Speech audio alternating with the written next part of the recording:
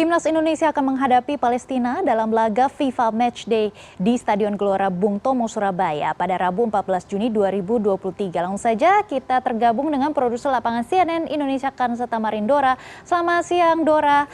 Laga FIFA Matchday Timnas Indonesia versus Palestina menuai tingginya animo masyarakat. Lalu bagaimana suasana di sana dan juga suasana di tiket masuk pertandingan? Selamat siang Maggie, menjelang laga persahabatan atau FIFA Matchday yang akan digelar malam nanti di Stadion Gelora Bung Tomo, Surabaya, tepatnya untuk Indonesia versus Palestina, ini tentu mendapatkan animo masyarakat yang baik dan begitu antusias. Pasalnya untuk seluruh tiket yang dicetak oleh panitia pelaksana ini dipastikan sudah habis terjual. Nah, pada saat nanti atau pada saat open gate dipastikan juga tidak akan ada penukaran tiket dikarenakan seluruh penonton yang sudah membeli tiket sebelumnya secara daring ini dipastikan sudah melakukan penukaran tiket dengan gelang di beberapa tempat yang sudah ditentukan di kota Surabaya. Dan untuk kapasitas Stadion Gelora Bung Tomo Surabaya ini, Maggie, ada 44.000 penonton, tapi untuk kapasitas yang nanti bisa diisi oleh para penonton ini hanya 80% dari kapasitas atau sekitar 35.000 orang penonton. Hal ini sudah menjadi kesepakatan antara panitia pelaksana dengan pihak keamanan yang tentunya nanti akan bertugas dalam pertandingan persahabatan atau FIFA Matchday Indonesia versus Palestina. Nah, kemudian adapun jumlah tiket yang sudah dicetak maupun terjual secara umum ini terdapat 32.000 tiket. Sementara untuk 3.000 tiket lainnya ini diberikan kepada klub, kemudian juga anggota PSSI serta kemudian undangan lain yang nanti akan menonton langsung di Stadion Gelora Bung Tomo. Nah, tadi dalam apel kesiapan yang sudah dilakukan dan baru saja selesai dilakukan oleh aparat keamanan, ini saya mendapatkan informasi ada jumlahnya sekitar 4.300 orang personil gabungan yang nantinya akan bertugas untuk mengamankan jalannya pertandingan atau laga persahabatan Indonesia versus Palestina. Di antaranya adalah berasal dari TNI, kemudian dari Polri, dari BPBD, kemudian dari Satpol PP, serta kemudian dari pihak-pihak gabungan lainnya. Nah, tadi dalam apel kesiagaan dipastikan bahwa petugas keamanan yaitu TNI dan Polri serta petugas gabungan lainnya ini dipastikan tidak akan berjaga di dalam area Stadion Gelora Bung Tomo. Mereka kemudian dipastikan akan menjaga area luar seperti misalnya adalah gate maupun area yang ada di sekitar atau di sekeliling Stadion Gelora Bung Tomo. Sementara untuk area yang ada di dalam Stadion Gelora Bung Tomo ini akan diamankan atau akan dikerahkan oleh petugas yaitu dari steward sejumlah 225 orang, kemudian ditambah 125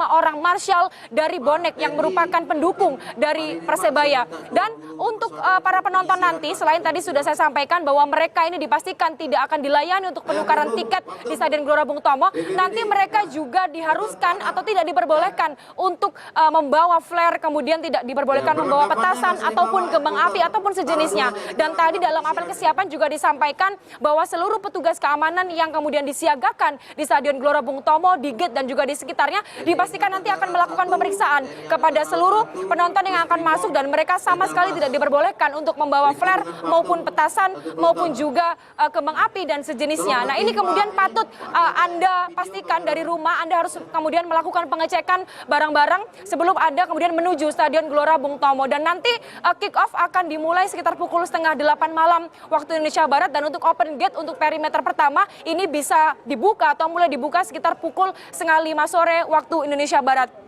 Nah, Maggie, tentu saja laga persahabatan atau FIFA Matchday Indonesia versus Palestina ini menjadi yang ditunggu-tunggu oleh para penonton, bukan hanya di Surabaya tapi juga di seluruh Indonesia. Bukan hanya menyoal tiket yang sudah terjual habis, tapi juga dengan animo masyarakat yang terbukti sejak pemusatan pertandingan, pemusatan pelatihan maksud saya yang digelar di kota Surabaya di beberapa stadion ini dipadati oleh atau disaksikan oleh para warga yang kemudian ingin menyaksikan langsung bagaimana latihan yang diikuti oleh Timnas Indonesia maupun Timnas Palestina. Ada 3 stadion yang kemudian menjadi tempat latihan maupun juga nanti venue yang akan digelar. Tempat latihan diantaranya adalah di lapangan Tor, kemudian juga di lapangan Gelora 10 November, dan nanti venue pertandingan ini akan dilakukan di Stadion Gelora Bung Tomo. Sejumlah pemain yang ada di Timnas Palestina maupun Timnas Indonesia, baik juga Federasi Sepak Bola Palestina serta pelatih Timnas Indonesia Sintayong juga mengapresiasi tentang fasilitas maupun kualitas stadion-stadion yang ada di kota Surabaya yang kemarin ini sudah digunakan sebagai tempat pemusatan pelatihan. Di antaranya adalah lapangan Tor, kemudian juga lapangan Gelora atau Stadion Gelora 10 November. Nah, kualitas rumput ini kemudian membuat mereka terkesan, kemudian juga fasilitas yang ada di stadion-stadion itu termasuk juga tentang fasilitas maupun kualitas yang ada di Stadion Gelora Bung Tomo. Pasalnya, kalau kita ketahui Maggie bahwa Stadion Gelora Bung Tomo Surabaya ini sudah beberapa kali dilakukan renovasi maupun perbaikan karena seringkali menggelar kompetisi atau laga-laga internasional. Misalnya yang baru saja terjadi adalah untuk kualifikasi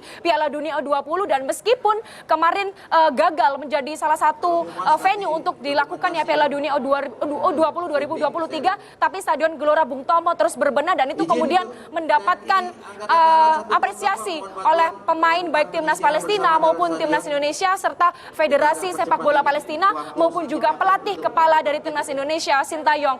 Nah, pertandingan persahabatan atau FIFA Matchday Indonesia versus Palestina malam nanti tentu saja ditunggu-tunggu oleh banyak masyarakat Indonesia. Bukan hanya masyarakat Indonesia senang karena Surabaya atau Indonesia ini menjadi tuan rumah, tapi juga ini menunjukkan bahwa negara Indonesia ini bersahabat dengan negara Palestina dan perlu diketahui bahwa 10% hasil penjualan dari tiket ini akan disumbangkan kepada Palestina dan ini mendapatkan apresiasi dari pelatih timnas Palestina bahwa ini merupakan momen yang mengharukan.